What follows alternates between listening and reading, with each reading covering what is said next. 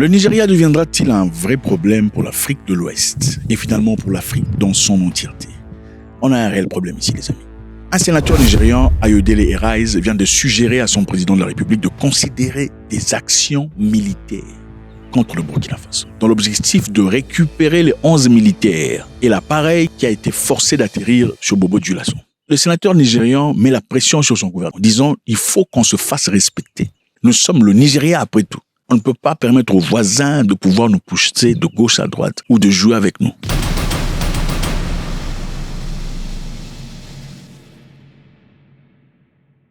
Bon voisinage veut quelquefois dire tapage des esprits. Quelquefois, il faut choquer, quelquefois, il faut bousculer pour se faire respecter. A-t-il raison de le dire? Ayodele Arise a publiquement exhorté le président Tinubu le 13 décembre 2025 à engager une action militaire contre le Burkina Faso si les efforts diplomatiques échouent à obtenir la libération de 11 soldats et de l'armée de l'air nigériane détenus dans ce pays. Il a suggéré qu'il fallait appliquer le raid sur Entebbe.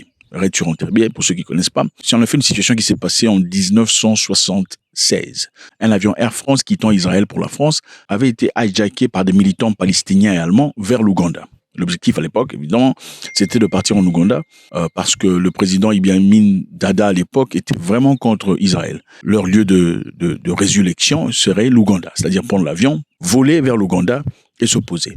L'avion était posé en Ouganda, mais quelques temps plus tard, une force d'Israël comportant 4 avions Hercule C-190 sont partis vers l'Ouganda. Arrivés en Ouganda, ils ont actionné un fait incroyable. En effet, ils ont combattu contre les insurgents, combattu contre l'armée ougandaise. Ils ont tué 45 personnes et récupéré les otages sur place en Ouganda. Ils ont détruit la flotte aérienne de défense ougandaise pour pas qu'ils le poursuivent en l'air. C'était une action incroyable, 1976. Alors, ce monsieur, sénateur nigérian, suggère que le Nigeria devrait répliquer cette histoire au Burkina Faso. Le contexte est très simple.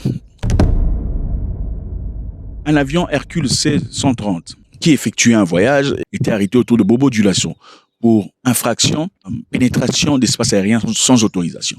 L'avion a été forcé par le Burkina Faso d'atterrir à Bobo Dioulasso. Mais regardez la carte, encore une fois. La carte, l'avion prétendument quittait Lagos pour objectif de Lisbonne. Donc l'avion quittait Lagos pour partir à Lisbonne dans un voyage de maintenance, d'après les autorités nigérianes. L'avion quittait le Nigeria vers le Portugal pour un voyage de maintenance.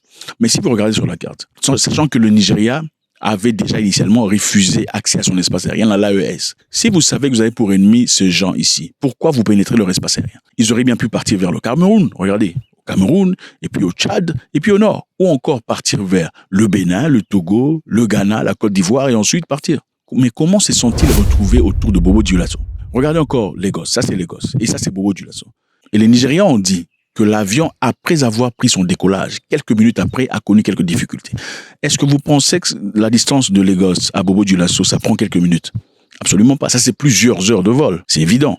C'est-à-dire qu'ils étaient là pour une raison bien précise. Maintenant, même si vous partez à Lisbonne et que vous êtes obligé de traverser l'espace aérien d'un pays avec qui vous ne parlez pas, en tant qu'Africain, vous pouvez carrément dire, monsieur, le Burkina Faso, s'il vous plaît, nous voulons traverser votre espace aérien pour raison ABCD. Veuillez nous le permettre. Ils ne l'ont pas fait, mais ils sont partis par force. On retient encore ici la chose la plus importante est que quelques jours avant, au Bénin, s'est passée une tentative de coup d'État qui avait été évidemment dérouté par l'aide du Nigeria. Nous retenons encore ici que le Niger a accusé le Nigeria à plusieurs reprises de travailler avec la France dans l'objectif de déstabiliser le Niger, qui avec le Burkina Faso et le Mali font partie de l'AES. Le Burkina Faso a accusé le Nigeria de violation non autorisée de son espace aérien et a arrêté 11 militaires, 2 membres d'équipage et 9 passagers, ainsi dans l'avion.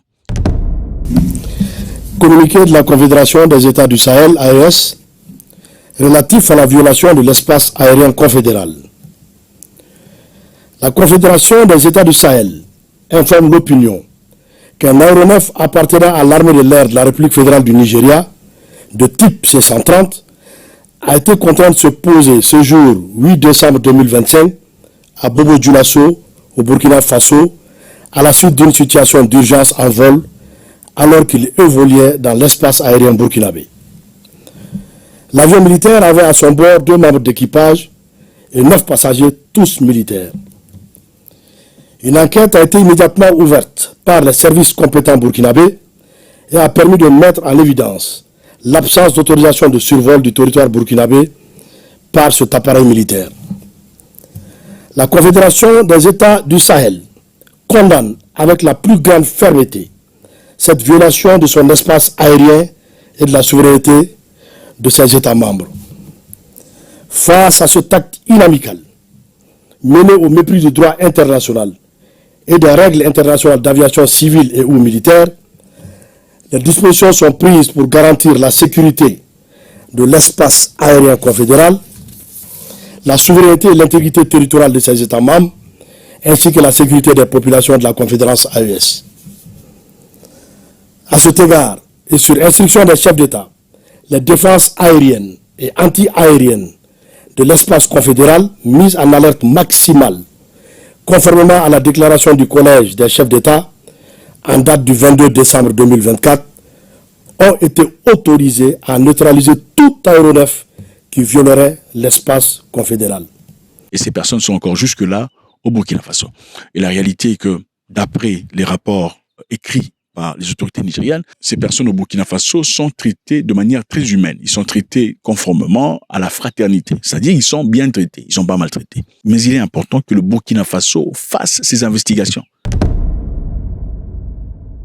Le Nigeria dit, on l'a fait, c'est parce que voilà, on partait vers Lisbonne. Lisbonne, en effet, vient de démentir. Le Portugal vient de dire que nous n'attendions aucun avion militaire nigérian. C'est faux. Ok? Donc c'est ça. Le Nigeria dit qu'ils ont envoyé un avion vers Lisbonne. Lisbonne dit, on ne vous attendait pas. On ne sait pas de quoi vous racontez. Le Burkina Faso accuse le Nigeria de violer son espace aérien. C'est quoi la vérité? Serait-il surpris que les gens disent qu'ils étaient peut-être là autour de Bobo Dioulasso, essayant de jeter des équipements, peut-être, aux forces obscures? Serait-il bizarre de dire qu'ils étaient peut-être autour de Bobo Dioulasso pour donner de la nourriture, des armements, des ammunitions et tout le bazar? C'est une possibilité, on ne sait pas. Alors, suggérer que le Nigeria parte au Burkina Faso pour commencer la guerre, c'est-à-dire se faire respecter, comme ils le disent, n'est-ce pas complètement incohérent? Tenons encore en compte le fait que le Nigeria, jusqu'aujourd'hui, traverse un moment absolument difficile, avec la présence des terroristes, Boko Haram, les insurgents et tout le reste. S'ils sont incapables de gérer ce qui se passe au Nigeria, seraient-ils en capacité de faire la guerre au Burkina Faso?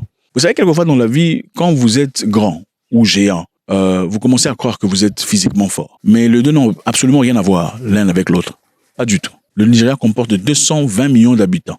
Et avec ça, quelquefois, on a l'impression que, puisque nous sommes nombreux, on peut écraser n'importe quelle nation. Chose qui n'est pas tout à fait corrélative à la réalité. Donc, Ayodele Arise a publiquement exhorté le président Bola Tinubu le 13 décembre 2025 à envisager une action militaire contre le Burkina Faso si les efforts diplomatiques échouent à obtenir la libération de 11 soldats de l'armée de l'air nigériane. Intéressant, faites-moi savoir ce que vous en pensez. C'est toujours avec beaucoup de plaisir. Est-ce que le Nigeria est capable de terrasser le Burkina Faso dans ce cas, au-delà de leur cause physique? Donc pour eux, il n'y avait aucune raison d'échouer. Et aussi, ils ont effectué ça avec beaucoup d'intelligence et beaucoup de préparation. Les Nigériens sont-ils capables d'effectuer ce genre d'histoire? Question mark. Raid sur Entebbe a été réussi par les Israéliens et avait été guidé par Yoni Netanyahou, qui en effet était le frère de Benjamin Netanyahou, premier ministre d'Israël aujourd'hui. Il avait malheureusement été tué pendant cette opération en Ouganda. Le Nigeria suggère raid sur Entebbe au Burkina Faso. Est-ce une possibilité?